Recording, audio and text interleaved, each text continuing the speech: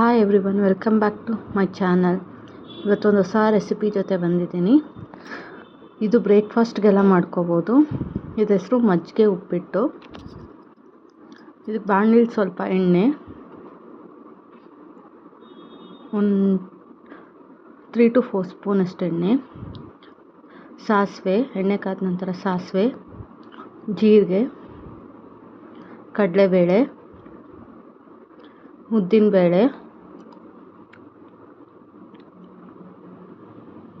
ಹಾಕಿ ಚೆನ್ನಾಗಿ ಕೆಂಪಾಗೋವರೆಗೂ ಹುರ್ಕೊಳ್ಬೇಕು. ಕೆಂಪಾದಮೇಲೆ ಶುಂಠಿ, ತುರಿದಿರೋ ಶುಂಠಿ, ಹಸಿಮೆಣಸಿನ್ಕಾಯಿ, ಕರಿಬೇವು, ಈರುಳ್ಳಿ,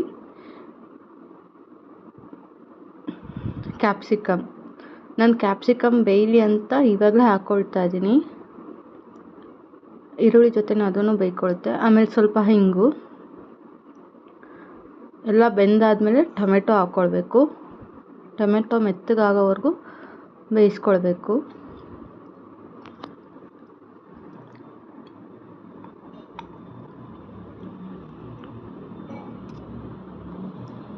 ಟೊಮೊಟೊ ಬೆಂದ ನಂತರ ಇದಕ್ಕೆ ಮೇನ್ ಇಂಗ್ರೀಡಿಯೆಂಟ್ ಮಜ್ಜಿಗೆ. ನಾನು ಸ್ವಲ್ಪ ಮೊಸರು ತೊಗೊಂಡು ಮಜ್ಜಿಗೆ ಮಾಡ್ಕೊಂಡಿದ್ದೀನಿ. ನೀವು ಬೇಕಿದ್ದರೆ ಮೊಸರು ಹಾಕೊಬೋದು.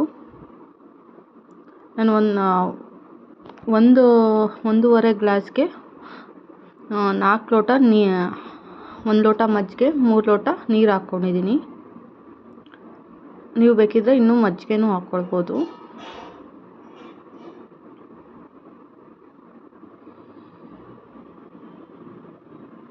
ಒಂದೂವರೆ ಕಪ್ಗೆ 4 ಲೋಟ ನೀರು, 1 ಲೋಟ ಮಜ್ಜಿಗೆ, ಇನ್ನು 3 ಲೋಟ ನೀರು ಹಾಕ್ಕೊಂಡಿರೋದು.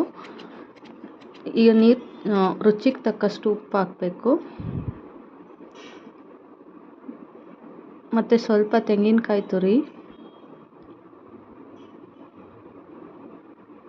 ಇವಾಗ ಚೆನ್ನಾಗಿ ಕುದಿಯೋದಕ್ಕೆ ಬಿಡಬೇಕು.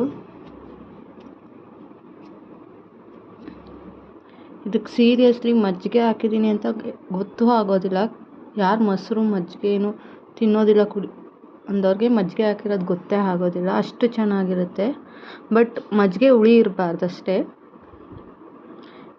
ರವೆ ಹಾಕಿದ್ಮೇಲೆ ಕೈ ಬಿಡ್ದಾರಂಗೆ ಮಿಕ್ಸ್ ಮಾಡ್ಕೋಬೇಕು, ಇದರ ಗಂಟಾಗುತ್ತೆ.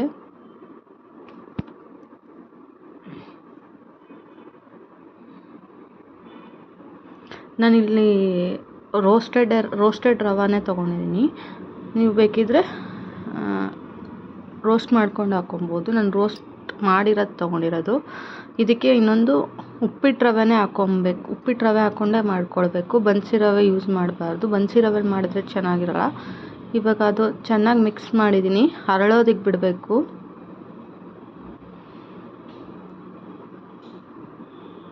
ಒಂದು 5 ಮಿನಿಟ್ಸ್ ಲಿಡ್ ಕ್ಲೋಸ್ ಮಾಡಿ ಲೋ ಫ್ಲೇಮಲ್ಲಿ ಇಟ್ಟು ಮೀಡಿಯಮ್ ಟು ಲೋ ಫ್ಲೇಮಲ್ಲಿ ಇಟ್ಟು ಬೇಯಿಸಿದ್ರೆ ಉಪ್ಪಿಟ್ಟು ರೆಡಿ ಆಗುತ್ತೆ.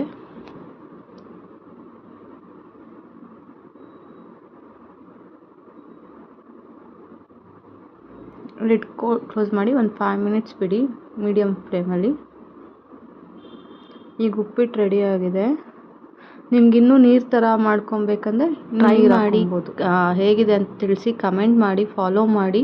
ಮುಂದಿನ ವೀಡಿಯೋದಲ್ಲಿ ಸಿಗ್ತೀನಿ. ಬಾಯ್. ಮತ್ತು ಲೈಕ್ ಮಾಡಿ, ಶೇರ್ ಮಾಡಿ, ಸಬ್ಸ್ಕ್ರೈಬ್ ಮಾಡಿ, ಬೆಲ್ ಐಕಾನ್ ಪ್ರೆಸ್ ಮಾಡಿ ಮರಿಬೇಡಿ. ಬಾಯ್.